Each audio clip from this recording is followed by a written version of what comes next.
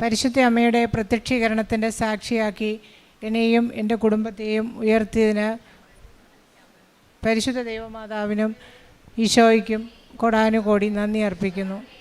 കർത്താവ് എൻ്റെ മേൽ ചൊരിഞ്ഞ അനുഗ്രഹങ്ങൾക്ക് ഞാൻ എന്തു പകരം കൊടുക്കും? രക്ഷയുടെ പാനപാത്രം ഉയർത്തി ഞാൻ കർത്താവിൻ്റെ നാമം വിളിച്ചപേക്ഷിക്കും. സങ്കീർത്തനങ്ങൾ 116, 12, 13. ഞാൻ ഷിബി ജിമ്മി. ഇതെൻ്റെ രണ്ടാമത്തെ മോളാണ് ജെസിക്ക ജിമ്മി. മോൻ ചാൾസ് ജിമ്മി. എനിക്ക് 3 മക്കളാണ്. മൂത്ത മോൾക്ക് വരാൻ സാധിച്ചില്ല. ഞങ്ങൾ പാലാ കാത്തഡ്രൽ ഇടവക്കാരാണ്. ഇപ്പോൾ ഞാൻ ജോലി സംബന്ധമായിട്ട് പാലക്കാട് നിന്നാണ് ഞങ്ങൾ വരുന്നത്. 2022 ജൂലൈയിൽ ഞാൻ ആദ്യമായി ഉടമ്പടി എടുക്കുമ്പോൾ ചെന്നൈയിലായിരുന്നു. ഞാൻ നേഴ്സാണ്. അവിടെ ഇപ്പോൾ പാലക്കാട് വർക്ക് ചെയ്യുന്നു. ആദ്യമായി എനിക്ക് കൃപാസനത്തെപ്പറ്റി അറിയുന്നത് 2022 പള്ളിയിൽ ഒരാൾ കൃപാസനം പത്രം തരുമ്പോഴാണ്. അപ്പോൾ കൃപാസനത്തെക്കുറിച്ചോ ഉടമ്പടിയെക്കുറിച്ചോ എനിക്കൊന്നും അറിയില്ലായിരുന്നു. അങ്ങനെ ആ പത്രം മുഴുവൻ ഞാൻ വായിച്ചു നോക്കി. കിട്ടിയ ഉടനെ തന്നെ വായിച്ചു. അപ്പോൾ അതിനെക്കുറിച്ച് കുറേ കാര്യങ്ങൾ മനസ്സിലായി. പിന്നെ ഞാൻ യൂട്യൂബിൽ സെർച്ച് ചെയ്തു. അപ്പോൾ ഉടമ്പടിയും കാര്യങ്ങളും എന്താണെന്നും അതിലെ നിബന്ധനകൾ എന്താണെന്നും ഞാൻ മനസ്സിലാക്കി. അപ്പോൾ എനിക്കത് വളരെ നന്നായിട്ട് തോന്നി. അതിലെ പ്രേക്ഷിത പ്രവർത്തനവും കാരുണ്യ പ്രവൃത്തിയും. ആ സമയത്ത് വളരെയധികം പ്രയാസമുള്ളൊരു സിറ്റുവേഷനിലായിരുന്നു ഞാൻ. കാരണം എൻ്റെ മൂത്ത മോള് 2 വർഷമായി നീറ്റിന് പഠിച്ചുകൊണ്ടിരിക്കുകയായിരുന്നു, MBBS അഡ്മിഷന് വേണ്ടിയിട്ട്. അപ്പോൾ ആ കൊറോണയൊക്കെ കഴിഞ്ഞ സമയമാണ്. എനിക്ക് ലീവ് കിട്ടാൻ വളരെയധികം പ്രയാസമാണ്. അങ്ങനെ നീറ്റ് എക്സാമിൻ്റെ തലേദിവസമാണ് എനിക്ക് ഉടമ്പടി എടുക്കുവാനായിട്ട് സാധിച്ചത്. അങ്ങനെ ഞങ്ങൾ നാട്ടിൽ വന്ന് ഉടമ്പടി എടുത്തു. പിറ്റേ ദിവസം എക്സാം. വിശുദ്ധ ഉപ്പും അതുപോലെ ഉടമ്പടി തൈലം, പ്രത്യക്ഷീകരണ പ്രാർത്ഥനയും വിശ്വാസ പ്രമാണവും ചൊല്ലി പുരട്ടിയാണ് മോളും പരീക്ഷയ്ക്ക് പോയത്. അങ്ങനെ ആ പരീക്ഷയിൽ അവൾക്ക് നല്ല വിജയം ലഭിച്ചു. അവളിപ്പോൾ സെൽഫ് ഫൈനാൻസിങ് കോളേജിലാണ് MBBS 4th ഇയർ പഠിക്കുന്നു. അവൾക്ക് വരാൻ സാധിച്ചില്ല. ഇത് എൻ്റെ രണ്ടാമത്തെ മോളാണ്. അവൾ +2 കഴിയാറായ സമയത്ത് +2-ന് ശേഷം എന്ത് പഠിക്കണം, എന്ത് ചെയ്യണമെന്ന് ഞങ്ങൾ ആലോചിക്കുമ്പോൾ അവളെ വെളിയിൽ കാനഡയിൽ ഞങ്ങളുടെ റിലേറ്റീവ്സ് ഉണ്ട്. അപ്പോൾ അവളെ നേഴ്സിങ്ങിന് വിടാമെന്ന് ഞങ്ങൾ ആലോചിച്ചു. മോൾക്ക് പക്ഷേ അതിനോട് വലിയ താല്പര്യമില്ലായിരുന്നു. അവൾക്ക് മെഡിസിന് പോകണമെന്നായിരുന്നു അവളുടെ ആഗ്രഹം. അങ്ങനെ ആ വർഷം 2024 നീറ്റ് പരീക്ഷ എഴുതുകയും 2023 നീറ്റ് പരീക്ഷ എഴുതി അവൾക്ക് ഒരുവിധം നല്ല സ്കോർ ലഭിച്ചു. അപ്പോൾ അതിനി 1 വർഷം കൂടി പഠിച്ചെഴുതണമെന്ന് അവൾ ആഗ്രഹം പറയുകയും അതിനനുസരിച്ച് നന്നായിട്ട് ഹാർഡ് വർക്ക് ചെയ്തു. അവളുടെ ഹാർഡ് വർക്കും ഉടമ്പടിയിലുള്ള ജീവിതവും വഴി നന്നായിട്ട് പരീക്ഷ എഴുതി. പക്ഷേ പരീക്ഷ കഴിഞ്ഞപ്പോൾ പരീക്ഷയ്ക്ക് പോകുമ്പോൾ വളരെ പ്രാർത്ഥിച്ച് ഉടമ്പടി തൈലം കുരിശ് വരച്ച് ഉടമ്പടി ഉപ്പ്, വിശുദ്ധ ഉപ്പ് പരീക്ഷാ ഹാളിൽ ഇട്ടു. പക്ഷേ പരീക്ഷ എഴുതി വെളിയിലിറങ്ങിയപ്പോൾ ഭയങ്കര വിഷമത്തിലായിരുന്നു. 2024 എക്സാം എല്ലാവർക്കും അറിയാം, ചരിത്രത്തിലെ തന്നെ ഏറ്റവും ടഫായ എക്സാമാണ്. അപ്പോൾ എന്തോ ഒരു പ്രത്യാശ എൻ്റെ ഉള്ളിലുണ്ട്. അപ്പോൾ എൻ്റെ ചേച്ചിയും സിസ്റ്റർ ഇൻ ലോയും ഉടമ്പടിയിലുള്ളവരാണ്. അവൾ മോൾക്ക് വേണ്ടി നിയോഗം വെച്ച് അവർ പ്രാർത്ഥിക്കുന്നുണ്ടായിരുന്നു. അപ്പോൾ അവരെന്നെ വിളിച്ചു. അവർ പറഞ്ഞു, നീ ഒന്നും വിഷമിക്കണ്ട. ജോസഫ് അച്ഛൻ പറയാറില്ലേ, not by merit but by grace. നമ്മൾ സാക്ഷ്യങ്ങളിൽ കേൾക്കാറില്ലേ, എളുപ്പമുള്ള എല്ലാം ബുദ്ധിമുട്ടുള്ള പരീക്ഷയിലാണ് വിജയങ്ങൾ ലഭിക്കുന്ന സാക്ഷ്യങ്ങൾ നമ്മളെപ്പോഴും കേൾക്കാറുള്ളതല്ലേ. ആ വിശ്വാസത്തിൽ പ്രാർത്ഥനയോടെ ഞങ്ങൾ മുന്നോട്ട് പോയി. 2025 ആ അഡ്മിഷനിൽ മോൾക്ക് തെലങ്കാന ഗവൺമെൻറ് മെഡിക്കൽ കോളേജിൽ അഡ്മിഷൻ ലഭിച്ചു. അവളിപ്പോൾ അവിടെ പഠിച്ചുകൊണ്ടിരിക്കുകയാണ്. അപ്പോൾ ഞാൻ മാതാവിനോട് പറഞ്ഞു, അവൾക്ക് പള്ളി അടുത്തുള്ള ഒരു കോളേജിൽ അഡ്മിഷൻ ലഭിക്കണം, ഞായറാഴ്ചയെങ്കിലും പള്ളിയിൽ പോകാനൊരു അവസരം കൊടുക്കണം. 5 വർഷം കഴിയുമ്പോൾ പള്ളിയില്ലാതിരുന്നാൽ എന്താകും? അപ്പോൾ അതുപോലെ തന്നെ അമ്മ 2 സിസ്റ്റർമാർ, ഒരു ചെറിയൊരു കോൺവെൻ്റ്, ഒരു സ്കൂളും അടുത്തുള്ള ഒരു സ്ഥലത്താണ് അവളുടെ കോളേജ്. ആ സിസ്റ്റേഴ്സ് എല്ലാ ഞായറാഴ്ചയും അവർ വന്ന് മോളെ കൊണ്ടുപോവുകയും തിരിച്ചു കൊണ്ടുപോയാക്കുകയും ചെയ്യും. അതൊരു വലിയ ദൈവകൃപയാണ്. അതിന് ഞാൻ നന്ദി പറയുന്നു. അതുപോലെ അവളുടെ അഡ്മിഷൻ്റെ സമയത്ത് സർട്ടിഫിക്കറ്റ് അപ്ലോഡ് ചെയ്യുന്ന സമയത്ത് ഒരു സർട്ടിഫിക്കറ്റ് അപ്ലോഡ് ചെയ്യുവാൻ സാധിക്കാതെ വന്നു. ഞങ്ങൾക്കത് ചെയ്യാൻ സാധിക്കുന്നില്ല. അപ്പോൾ അതിൻ്റെ പിറ്റേ ദിവസം ലാസ്റ്റ് ഡേറ്റാണ്. അപ്പോൾ എന്ത് ചെയ്യുമെന്ന് വളരെയധികം പ്രയാസം, വളരെ മാനസികമായിട്ട് ഭയങ്കര വിഷമമായി. ഇത് അപ്ലോഡ് ചെയ്തില്ല, എന്ത് ചെയ്യും? അപ്പോൾ ഞാനിങ്ങനെ പ്രത്യക്ഷീകരണ പ്രാർത്ഥന മുട്ടുമേ നിന്ന് ഉതിരി കത്തിച്ച് പ്രാർത്ഥിച്ചു. അപ്പോൾ എൻ്റെ മനസ്സിൽ തോന്നി, എൻ്റെ കൂടെ കൃപാസനത്തിൽ ഉടമ്പടി എടുക്കുവാനും ഞങ്ങൾ പള്ളിയിൽ പോകാനും ഒക്കെ ഒരുമിച്ച് വരുന്നൊരു ചേച്ചിയുണ്ട്. ചേച്ചിയുടെ കാര്യം എനിക്ക് ഓർമ്മ വന്നു. അപ്പോൾ ഞാൻ ചേച്ചിയെ വിളിച്ചു, ഇങ്ങനെ പറഞ്ഞു, എന്ത് ചെയ്യും, ഇത് അപ്ലോഡ് ചെയ്യാൻ സാധിക്കുന്നില്ല. അപ്പോൾ ചേച്ചി എൻ്റെ അടുത്ത് പറഞ്ഞു, ഒരു കുട്ടിയുടെ കാര്യം പറഞ്ഞു. ഞങ്ങൾ താമസിക്കുന്നതിൻ്റെ ഒരു 5-6 വീട് അപ്പുറത്താണ്, ഞങ്ങളവിടെ വാടകയ്ക്കാണ് താമസിക്കുന്നത്. അതുകൊണ്ട് അവിടെ ഒത്തിരി ദൂരെയുള്ള, അതായത് അടുത്തുള്ളവരെ അത്ര പരിചയമില്ല, തൊട്ടടുത്തുള്ളവരെ മാത്രമേ അറിയുള്ളൂ. അപ്പോൾ ഈ കുട്ടിയെ പറിച്ചിട്ട് പറഞ്ഞപ്പോൾ എനിക്ക് മനസ്സിലായില്ല. ഞങ്ങളവിടെ അന്വേഷിച്ച് ചെന്നു. അപ്പോൾ ആ കുട്ടിയെ കണ്ടു. ആ കുട്ടി 1 മണിക്കൂർ സമയം സ്പെൻഡ് ചെയ്തുകൊണ്ട് ഞങ്ങളുടെ സർട്ടിഫിക്കറ്റ് അപ്ലോഡ് ചെയ്തു തന്നു. അമ്മയുടെ അനുഗ്രഹത്തിനും ഈശോ ഞങ്ങൾക്ക് എൻ്റെ കുടുംബത്തിന് നൽകിയ എല്ലാ അനുഗ്രഹങ്ങൾക്കും ദൈവനാമം മഹത്വപ്പെടട്ടെ എന്ന് ഞങ്ങൾ മഹത്വപ്പെടുത്തുവാൻ വേണ്ടി ഞങ്ങൾ ഈ സാക്ഷി സമർപ്പിക്കുന്നു. ഇത് മോനാണ്. അവനിപ്പോൾ +2 എക്സാം കഴിഞ്ഞു. ഞങ്ങൾ ചെന്നൈയിലായിരിക്കുമ്പോൾ അവിടുന്ന് ഇങ്ങോട്ട് ട്രാൻസ്ഫർ വരുവാണ്. 10ാം ക്ലാസ്സിലേക്ക് കയറുമ്പോഴാണ് ട്രാൻസ്ഫർ ആയത്. ആ സമയത്ത് ഞങ്ങൾക്ക് ഒരുപാട് ആശങ്കകളുണ്ടായിരുന്നു. അവന് 10ലേക്ക് വരുവാണ്, അതുപോലെ 12 എങ്ങനെയാകുമെന്നറിയില്ല. അതുപോലെ പുതിയ സ്ഥലമാണ്. 10ാം ക്ലാസ്സിലെ അഡ്മിഷൻ്റെ സമയത്ത് ഒരുപാട് പ്രതിസന്ധികളുണ്ടായി. അതെല്ലാം ഈ ഉടമ്പടിയിലുള്ള ജീവിതം 2022 മുതൽ ഉടമ്പടിയിൽ തന്നെയാണ് ഞാൻ നിലനിൽക്കുന്നത്. അതൊരു വലിയ ധൈര്യമാണ്, വലിയൊരു പ്രത്യാശയാണ്. അങ്ങനെ ഇവിടെ വന്നു. 10ാം ക്ലാസ്സിലും 12ാം ക്ലാസ്സിലും നല്ല വിജയം നൽകി അമ്മയും ഈശോയും ഞങ്ങളുടെ കുടുംബത്തെ അനുഗ്രഹിച്ചു. ഈശോയ്ക്ക് 1000 നന്ദി അർപ്പിക്കുന്നു. ഞാൻ പറഞ്ഞുവല്ലോ ട്രാൻസ്ഫറിൻ്റെ ചെന്നൈയിലായിരുന്നുവെന്ന്. അപ്പോൾ ഞാൻ നേരത്തെ തന്നെ അപ്ലൈ ചെയ്തിട്ടുണ്ടായിരുന്നു. ഞാൻ ഉടമ്പടിയിൽ നിയോഗം സമർപ്പിച്ചിട്ടുണ്ടായിരുന്നില്ല. കാരണം രണ്ടാമത്തെ മോള് +2 പഠിച്ച് +2 എൻഡായി. മോന് 9ൽ നിന്ന് 10ലേക്ക് കയറുന്ന സമയമാണ്. അപ്പോൾ ട്രാൻസ്ഫർ വന്നാൽ എന്ത് ചെയ്യുമെന്നുള്ള എനിക്കൊരു ആശങ്കയുണ്ടായിരുന്നു. അതുകൊണ്ട് ഞാൻ വളരെയധികം വിഷമത്തോടുകൂടി ഉടമ്പടി പുതുക്കാൻ വന്നപ്പോൾ മാതാവിൻ്റെ സന്നിധിയിൽ നിന്ന് പ്രാർത്ഥിച്ച് മാതാവിനോട് ഞാൻ പറഞ്ഞിട്ട് പോയി, അമ്മേ, തക്ക സമയത്ത് എനിക്ക് ഉടമ്പടി ട്രാൻസ്ഫർ നൽകി അനുഗ്രഹിക്കണമേ. എൻ്റെ കുട്ടികളുടെ പഠനത്തെ ബാധിക്കാതെ, അവരുടെ ഭാവിയെ പഠനത്തെ ഒന്നും ബാധിക്കാതെ സമയത്തിന് തന്നെ എനിക്ക് ട്രാൻസ്ഫർ തരണം എന്ന് ഞാൻ അമ്മയുടെ അടുത്ത് പറഞ്ഞിട്ട് പോയി. ഉടമ്പടി പുതുക്കി ഞാൻ 2 ആഴ്ച കഴിഞ്ഞപ്പോൾ ട്രാൻസ്ഫറിൻ്റെ ഓർഡർ വന്നു. അപ്പോൾ ജനുവരി മാസമാണ്, മാർച്ചിൽ എക്സാം വരുവാണ്. അപ്പോൾ എന്ത് ചെയ്യും? ഉടനെ തന്നെ ഞങ്ങളുടെ MD പോയി കണ്ടു. ആ സാറ് എനിക്ക് പെർമിറ്റഡ് എന്ന് എഴുതി തന്നു, എക്സ്റ്റൻഷൻ തന്നു. എക്സാം കഴിയുന്നത് വരെ അവിടെ നിൽക്കുവാനും അനുവദിച്ചു. ആ സമയത്തിനുള്ളിൽ കുട്ടികളുടെ TC വാങ്ങിക്കുവാനും അവൻ്റെ അഡ്മിഷൻ ശരിയാക്കുവാനും അതുപോലെ ട്രാൻസ്ഫറിന് ആവശ്യമായ എല്ലാ കാര്യങ്ങളും വളരെ എളുപ്പത്തിൽ ചെയ്യുവാനും ഒരു ബുദ്ധിമുട്ടും കൂടാതെ ഞങ്ങൾ പാലക്കാടിന് ട്രാൻസ്ഫർ വന്നു. തിരികെ എനിക്ക് ചെന്നൈക്ക് പോകേണ്ട ഒരു അവസ്ഥ വന്നിട്ടില്ല. അതുപോലെ എനിക്കുണ്ടായ ഒരു രോഗസൗഖ്യമാണ്. ഞങ്ങൾക്ക് മെഡിക്കൽ ചെക്കപ്പ് എല്ലാ വർഷവും ഉണ്ട്. അങ്ങനെ ഒരു മെഡിക്കൽ ചെക്കപ്പ് നടക്കുമ്പോൾ എൻ്റെ ബ്രസ്റ്റിൽ 2 സൈഡിലും തടിപ്പ് പോലെ കാണപ്പെട്ടു. അപ്പോൾ മാമോഗ്രാം ചെയ്യണമെന്ന് പറഞ്ഞു. ഞാൻ ഡോക്ടറെ കാണിച്ചു. അപ്പോൾ ഡോക്ടർ പറഞ്ഞു, ഈ ഹോസ്പിറ്റലിൽ ഇരുന്നിട്ട് കൂടി കണ്ടില്ലല്ലോ എന്ന് പറഞ്ഞു, ഇങ്ങനെ ഒരു തടിപ്പുണ്ടായത് അറിഞ്ഞില്ലല്ലോ എന്ന് പറഞ്ഞു. അപ്പോൾ ശരി, അപ്പം മാമോഗ്രാം ചെയ്യാമെന്ന് ഞാൻ ഹസ്ബൻഡിനെ വിളിച്ച് പറഞ്ഞു. അപ്പോൾ നാളെ തന്നെ വരാം, നമുക്ക് വന്നിട്ട് പോകാമെന്ന് പറഞ്ഞു. അങ്ങനെ പിറ്റേ ദിവസം ഞാൻ ഡ്യൂട്ടിക്ക് പോകുമ്പോൾ ആ ഡോക്ടർ എന്നെ കണ്ടപ്പം ചോദിച്ചു, എന്താ ഈ സ്കാൻ ചെയ്തോ? അപ്പോൾ ഞാൻ പറഞ്ഞു, ഇല്ല, നാളെ ഹസ്ബൻഡ് വന്നിട്ട് രാവിലെ പോകാനിരിക്കുകയാണ്. അപ്പം പറഞ്ഞു, ഡിലേ ചെയ്യണ്ട, ഉടനെ തന്നെ സ്കാൻ എടുത്തോളൂ എന്ന് പറഞ്ഞു. അപ്പോൾ പിറ്റേ ദിവസം എനിക്കാണെങ്കിൽ ഇതൊക്കെ എല്ലാം കേട്ടപ്പോൾ, നമ്മൾ മെഡിക്കൽ ഫീൽഡിലായതുകൊണ്ടായിരിക്കും കുറച്ച് ടെൻഷൻ കൂടും. അങ്ങനെ ഒറ്റയ്ക്ക് പോകാൻ പേടി, ഇനി എന്താകും റിസൾട്ടെന്ന് അറിയില്ല. അങ്ങനെ വളരെയധികം ബുദ്ധിമുട്ടിയിരുന്ന സമയമാണ്. അപ്പം ഞാൻ പ്രാർത്ഥനയിൽ തന്നെയാണ്, ഉടമ്പടിയിലാണ്. അപ്പോൾ ഞാൻ ഓർത്തു, ഉടമ്പടി എടുത്ത മകളല്ലേ, ഒരു പ്രത്യാശ, ഒരു ധൈര്യം എനിക്കുണ്ടായി. ഇതാ കർത്താവിൻ്റെ ദാസി, നിൻ്റെ ഹിതം പോലെ ഭവിക്കട്ടെ എന്ന് ഞാൻ പറഞ്ഞു. അതിനുശേഷം പിറ്റേ ദിവസം പ്രാർത്ഥിച്ച് ഉടമ്പടി തൈലം പുരട്ടി ഞാൻ തനിയാണ് മാമോഗ്രാം ചെയ്യാൻ പോയി. മാമോഗ്രാം കഴിഞ്ഞു, അൾട്രാസൗണ്ട് ചെയ്തു. അപ്പോൾ ആ ഡോക്ടർ പറഞ്ഞു, ഒന്നും പേടിക്കാനില്ല, 100% ഇത് സിസ്റ്റാണ്, ചെറിയൊരു ട്രീറ്റ്മെൻറ്റ് കൊണ്ട് മാറാനുള്ളതേ ഉള്ളൂ. അതൊരു ചെറിയ ട്രീറ്റ്മെൻറ്റ് വഴിയായിട്ട് ആ രോഗസൗഖ്യം എനിക്ക് പരിശുദ്ധ അമ്മയുടെ മധ്യസ്ഥത്തിൽ ഈശോ ഞങ്ങളുടെ കുടുംബത്തിന് രോഗസൗഖ്യം നൽകി അനുഗ്രഹിച്ചു. അമ്മയ്ക്കും തിരുക്കുമാരനും കൊടാനുകോടി നന്ദി പറയുന്നു.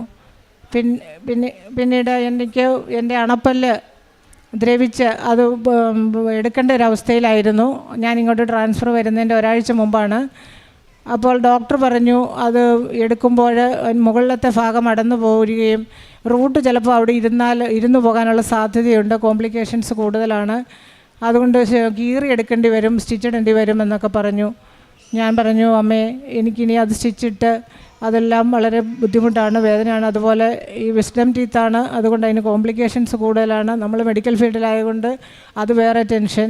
അമ്മ മാതാവിനോട് പ്രാർത്ഥിച്ചു, ഉടമ്പടി തൈലം പുരട്ടി പ്രാർത്ഥിച്ചിട്ട് പോയി. ഒരു പ്രയാസവും കൂടാതെ ഫസ്റ്റ് അറ്റംപ്റ്റിൽ തന്നെ ആ പല്ലെടുക്കുവാനും ഒരു പ്രയാസവുമില്ലാതെ അത് ഉണങ്ങുവാനും സാധിച്ചു.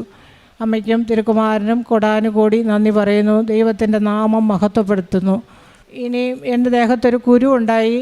അപ്പോൾ ഡോക്ടറെ കൊണ്ടുപോയി കാണിച്ചപ്പോൾ ഡോക്ടർ പറഞ്ഞു, ഇത് എക്സിഷൻ ചെയ്ത് ബയോപ്സിക്ക് അയക്കാം, അല്ലെങ്കിൽ ഞാൻ മരുന്ന് എഴുതി തരാം, അത് കഴിച്ച് നോക്ക് എന്ന് പറഞ്ഞു. അപ്പോൾ ഞാൻ ഉടമ്പടി തൈലം പുരട്ടി എല്ലാ ദിവസവും പ്രാർത്ഥിച്ചു കൊണ്ടിരുന്നു.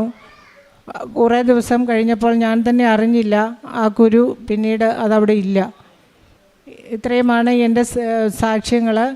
എൻ്റെ പേഷ്യൻ്റ് പ്രവർത്തനം, പത്രം വാങ്ങിക്കൊണ്ട് പോയിട്ട് റെയിൽവേ സ്റ്റേഷനിൽ, ട്രെയിനിൽ, അതുപോലെ ബസ് സ്റ്റാൻഡ്, ഓട്ടോറിക്ഷ സ്റ്റാൻഡ്, ഞാൻ ജോലി ചെയ്യുന്ന സ്ഥലത്ത്, ആശുപത്രികളിലെല്ലാം കൊടുക്കും. ആദ്യമൊക്കെ കൊടുക്കുവാൻ കുറച്ച് ബുദ്ധിമുട്ടുണ്ടായിരുന്നു.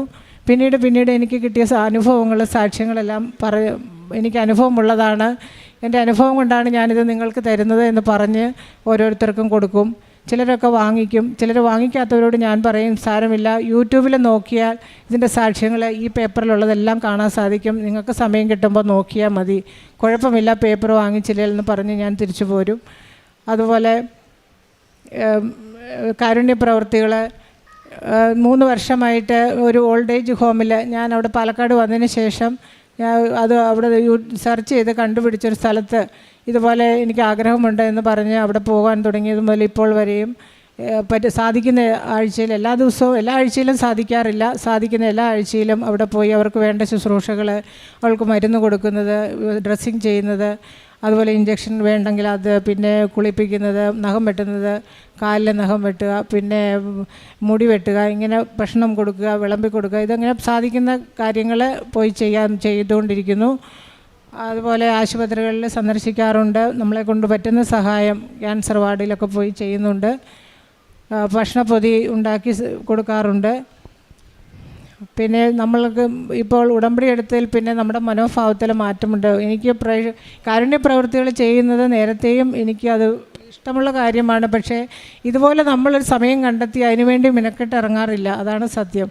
ഇപ്പോൾ ഉടമ്പടിയിലായതിൽ പിന്നെ അതൊരു ആവേശത്തോടെ, അല്ല അത് ചെയ്യണം അത് എന്ന് വിചാരത്തോടു കൂടി ചെയ്യുന്നുണ്ട്. അത് തുരുമ്പും കീടങ്ങളും നശിപ്പിക്കാത്തതും കള്ളന്മാർ തുറന്ന് മോഷ്ടിക്കാത്തതുമായി സ്വർഗത്തിൽ നിങ്ങളുടെ നിക്ഷേപം സൂക്ഷിച്ചു വെക്കുമെന്ന യേശുവിൻ്റെ വചനം, അതിൻ്റെ അർത്ഥം എന്താണെന്ന് നമ്മൾ ഓരോ കാരുണ്യ പ്രവൃത്തിയിലും നമുക്ക് മനസ്സിലാകും. നമ്മുടെ സമ്പാദ്യമൊന്നുമല്ല നമ്മളുടെ നിക്ഷേപം, നമ്മളുടെ ഈ കാരുണ്യ പ്രവൃത്തികളാണ് നിത്യജീവനിലേക്ക് നമ്മെ നയിക്കുന്നത്. അതുപോലെ അത് വളരെയധികം എന്നെ സ്പർശിച്ചതാണ്. ജീവിതത്തിൽ പ്രയാസമുണ്ടാകുമ്പോൾ കർത്താവ്, ഞാനാണ് നിൻ്റെ ദൈവം, നീ സംഭ്രമിക്കേണ്ട, ഭയപ്പെടേണ്ട, ഞാൻ നിന്നോട് കൂടെയുണ്ട്, ഞാനാണ് നിൻ്റെ ദൈവം, എൻ്റെ വിജയകരമായ വലത്ത് കൈ നിന്നെ താങ്ങി നിർത്തുമെന്ന വചനം ഞാൻ 2-3 പ്രാവശ്യം തന്നെ പറയും. അപ്പോൾ ഒരു പ്രത്യേക ഒരു ആത്മീയ ശക്തി എനിക്ക് ലഭിക്കും. അങ്ങനെ തിരുവചന വായനയിൽ അച്ഛൻ പറഞ്ഞതുപോലെ വായിക്കാറുണ്ട്. ചിലപ്പോൾ എല്ലാ ദിവസവും വായിക്കാൻ പറ്റാത്ത ദിവസം ഓഡിയോ ആണ് കേൾക്കാറുള്ളത് കൂടുതലും. ജോലി ചെയ്യുമ്പോഴാണെങ്കിലും കേൾക്കാമല്ലോ. പിന്നെ അച്ഛൻ്റെ ഡെയിലി ബ്രെഡ് എല്ലാ ദിവസവും മുടക്കാതെ കൂടാറുണ്ട്. രാവിലെയുള്ള പ്രാർത്ഥന, വൈകിട്ടത്തെ പ്രാർത്ഥന, സാധിക്കുന്ന എല്ലാ ദിവസങ്ങളിലും വിശുദ്ധ കുർബാനയിൽ സംബന്ധിക്കാറുണ്ട്. എന്നും പോകാൻ സാധിക്കാറില്ല, കാരണം ഡ്യൂട്ടി ഷിഫ്റ്റ് ആയതുകൊണ്ട് പറ്റുന്ന എല്ലാ ദിവസവും കുർബാനയിൽ പോകും. 2 ആഴ്ച കൂടുമ്പോൾ കുമ്പസാരിക്കുന്നു. അതിനുവേണ്ടി സമയം കണ്ടെത്താറുണ്ട്. നേരത്തെ അങ്ങനെ വേണ്ടി നമ്മൾ സമയം കണ്ടെത്തി പോകാറില്ല, അങ്ങനെ ഒരു ചാൻസ് കിട്ടുമ്പോൾ കുമ്പസാരിക്കുന്നു, അങ്ങനെയായിരുന്നു. പക്ഷേ ഇപ്പോൾ ജീവിത വിശുദ്ധിയിൽ നമ്മൾ വളരാനും മറ്റുള്ളവരിൽ യേശുവിനെ കാണുവാനും അതുപോലെ യേശുവിന് വേണ്ടി ശുശ്രൂഷ ചെയ്യുവാനും ഈ ഉടമ്പടി എന്നെ സഹായിച്ചു എന്നതാണ് എനിക്ക് പറയുവാനുള്ളത്. യേശോയ്ക്കും ദൈവനാമത്തിന് മഹത്വമുണ്ടാകട്ടെ. ഈശോയ്ക്കും അമ്മയ്ക്കും കൊടാനുകൂടി നന്ദി അർപ്പിക്കുന്നു. ഈ ഉടമ്പടിയിൽ ജീവിതകാലം മുഴുവൻ നിലനിൽക്കുവാനാണ് ഞാൻ ആഗ്രഹിക്കുന്നത്. ആമേൻ. നിൻ്റെ വിജയത്തിൽ ഞങ്ങൾ ആഹ്ലാദിക്കും. അങ്ങനെ ഞങ്ങളുടെ ദൈവത്തിൻ്റെ നാമത്തിൽ ഞങ്ങൾ വിജയ പതാക പാറിക്കും. കർത്താവ് നിൻ്റെ അപേക്ഷകൾ കൈക്കൊള്ളട്ടെ. സങ്കീർത്തനം 20:5. നാം ദൈവത്തിൽ പൂർണ്ണമായി ആശ്രയിക്കുമ്പോൾ ഉടമ്പടിയിൽ ദൈവം നമ്മുടെ പ്രാർത്ഥന കേട്ട് അവയ്ക്ക് മറുപടി നൽകുന്ന ഒരു ദൈവമാണ് നമ്മുടെ കൂടെയുള്ളത്. അപ്പോൾ നമ്മുടെ ജീവിതം വിജയത്തിൻ്റെയും സാക്ഷ്യത്തിൻ്റെയും പതാകയായി മാറുകയാണ്. ഏത് സാഹചര്യങ്ങളായാലും ഒരു പക്ഷേ പരീക്ഷകളാവാം, ഇൻ്റർവ്യൂകളാവാം, രോഗാവസ്ഥയാവാം, സാമ്പത്തിക ബുദ്ധിമുട്ടുകളാവാം. ഉടമ്പടിയിൽ ഉറച്ചു നിൽക്കുമ്പോൾ നമ്മുടെ ജീവിതം വിജയത്തിലേക്കാണ്, ദൈവകൃപയിലേക്കാണ് ഉടമ്പടിയിലൂടെ നമ്മെ നയിക്കുന്നത്. ആ തിരിച്ചറിവാണ് നമ്മുടെ ജീവിതം മറ്റുള്ളവർക്ക് വിശ്വാസത്തിൻ്റെ ഒരു സാക്ഷ്യമായി മാറുന്നത്. ഷിബി ജിമ്മി എന്ന സഹോദരിയുടെ സാക്ഷ്യത്തിൽ തൻ്റെ വിജയത്തിൽ ഞങ്ങൾ ആഹ്ലാദിക്കും, അങ്ങനെ ഞങ്ങളുടെ ദൈവത്തിൻ്റെ നാമത്തിൽ ഞങ്ങൾ വിജയ പതാക പാറിക്കുമെന്ന വചനം എത്രയോ വ്യക്തമാണ്. കാരണം കുടുംബസഹിതം കൃപാസനത്തിൽ വന്ന് പ്രാർത്ഥിക്കുകയും ചെന്നൈയിൽ വെച്ച് കൃപാസനത്തിൻ്റെ ഒരു പത്രം ലഭിക്കുകയും ഒരു പള്ളിയിൽ വെച്ചാണ് ആദ്യമായിട്ട് കൃപാസനത്തെ പറ്റി അറിഞ്ഞത്, ആ പത്രത്തിലൂടെ. പിന്നീട് ഇവിടെ വന്ന് കൃപാസനത്തിൽ ഉടമ്പടി എടുക്കുകയും മക്കൾക്ക് വേണ്ടിയിട്ടാണ് ആദ്യം നിയോഗം സമർപ്പിച്ച് പ്രാർത്ഥിക്കുന്നത്. 2 മക്കൾക്കും MBBS പോകുവാനായിട്ട് ആദ്യം മൂത്ത മകൾക്ക് വേണ്ടി പ്രാർത്ഥിച്ചു. തിരുവനന്തപുരത്ത് നീറ്റ് എക്സാം പാസ്സായി MBBS അഡ്മിഷൻ ലഭിച്ചു. ഇപ്പോൾ 4th ഇയർ MBBS പഠനം നടന്നുകൊണ്ടിരിക്കുകയാണ്. ഈ അമ്മ പറഞ്ഞത്, എൻ്റെ മക്കളുടെ പഠിത്തം not by merit but by grace എന്നാണ്. ദൈവത്തിൻ്റെ കൃപയാലാണ് എൻ്റെ മക്കൾക്ക് പഠിക്കുവാൻ സാധിക്കുന്നു എന്നാണ്. ഇളയ മകൾക്കും അഡ്മിഷന് വേണ്ടി വെയിറ്റ് ചെയ്തു, കാത്തിരുന്നു. മൂത്ത മകൾ 2 വർഷത്തോളം കാത്തിരുന്നു. പിന്നീടാണ് ഉടമ്പടിയിൽ നിയോഗം വെച്ച് പ്രാർത്ഥിച്ചത്. അവിടെയും സമയ ചുരുക്കത്തിൻ്റെ അമ്മ ഇടപെട്ടാണ് മകൾക്ക് അഡ്മിഷൻ ലഭിച്ചത്. 2ാമത്തെ മകൾക്കും അതുപോലെ തന്നെ നീറ്റ് എക്സാം എഴുതി. വളരെ ടഫായിരുന്നു. 2024 എക്സാം നമുക്കറിയാം, വളരെ ഡിഫിക്കൽട്ടായിരുന്നു. അവിടെയും ഈ മക്കൾ 2 പേരും നീറ്റ് എക്സാമിന് പോയപ്പോൾ വെഞ്ചരിച്ച ഉടമ്പടി ഉപ്പും ഉടമ്പടി തൈലം തേച്ച് പ്രാർത്ഥിച്ച് വിശ്വാസ പ്രമാണം ചൊല്ലി പ്രത്യക്ഷീകരണ പ്രാർത്ഥന ചൊല്ലിയാണ് ഈ 2 മക്കളും നീറ്റ് എക്സാമിന് പോയതും. അവിടെ പരീക്ഷയ്ക്ക് ടഫായ എക്സാം പോലും വിജയം നൽകി ഇവർക്ക് നല്ല റിസൾട്ടോടു കൂടി പാസ്സാകാൻ സാധിച്ചെങ്കിൽ ഈ സഹോദരി സാക്ഷ്യപ്പെടുത്തുന്നത് മക്കളുടെ കഴിവ് കൊണ്ടല്ല, പരിശുദ്ധ അമ്മയുടെ മധ്യസ്ഥം വഴി ലഭിച്ച കൃപ കൊണ്ടാണ്, ഈശോയിൽ നിന്ന് ലഭിച്ച കൃപ കൊണ്ടാണെന്നാണ്. Not by merit but by grace. ഇന്ന് 2 മക്കളും MBBS കണ്ടിന്യൂ ചെയ്യുകയാണ്. ഇളയ മകന് വേണ്ടി പ്രാർത്ഥിച്ചത് ക്ലാസ് 10-നും +2-നും നല്ല വിജയം നൽകി പാസ്സാകണമെന്നാണ്. അതും അതുപോലെ തന്നെ ഉടമ്പടി വസ്തുക്കളുടെ പ്രയോഗത്താൽ വിശ്വാസത്തോടെ പ്രാർത്ഥന ചൊല്ലി പ്രയോഗിച്ചതിൻ്റെ ഫലമായിട്ടാണ് ഇന്ന് ഈ മക്കൾ പരിശുദ്ധ അമ്മയുടെ പ്രത്യക്ഷീകരണത്തിൻ്റെ സാക്ഷിയായിട്ട് അമ്മയുടെ സന്നിധിയിൽ നന്ദി പറയുവാനായിട്ട് വന്നിരിക്കുന്നത്. അതുപോലെ തന്നെയാണ് ഷിബി എന്ന സഹോദരിയും ട്രാൻസ്ഫറിന് വേണ്ടി പ്രാർത്ഥിച്ചു. പക്ഷേ എങ്ങനെ ട്രാൻസ്ഫർ ലഭിക്കുമെന്നറിയില്ല. മക്കളുടെ പഠനവും എല്ലാം നോക്കിയും കണ്ടും അമ്മ ക്രമീകരിച്ച് നൽകണേ എന്നാണ് പ്രാർത്ഥിച്ചത്. തക്ക സമയത്ത് തന്നെ അമ്മയുടെ ഹിതമനുസരിച്ച് വിട്ടതിനാൽ അമ്മയുടെ ഇഷ്ടമനുസരിച്ച് എല്ലാം നല്ല രീതിയിൽ തന്നെ അമ്മ ക്രമീകരിച്ച് കൊടുക്കുകയാണ് ഇവിടെ ജീവിതത്തിൽ. അങ്ങനെ ട്രാൻസ്ഫർ കിട്ടിയ ട്രാൻസ്ഫർ എക്സ്റ്റൻഷൻ ചെയ്ത് ക്രമീകരിച്ച് കൊടുത്ത് പരിശുദ്ധ അമ്മയുടെ ഒരു വലിയ ഇടപെടലാണ് ഈ സഹോദരിയുടെ സാക്ഷ്യത്തിൽ നമുക്ക് വ്യക്തമാക്കുന്നത്. തക്ക സമയത്ത് നമ്മുടെ കൂടെയുള്ള അമ്മ, നമ്മുടെ ആവശ്യങ്ങൾ അറിയുന്ന അമ്മ, കൃപാസനം അമ്മയോട് പ്രാർത്ഥിച്ചതിൻ്റെ ഫലമായിട്ട് ഇന്ന് ട്രാൻസ്ഫർ കിട്ടി. അതിനും പരിശുദ്ധ അമ്മയ്ക്കും ഈശോയ്ക്കും നന്ദി പറയുകയാണ്.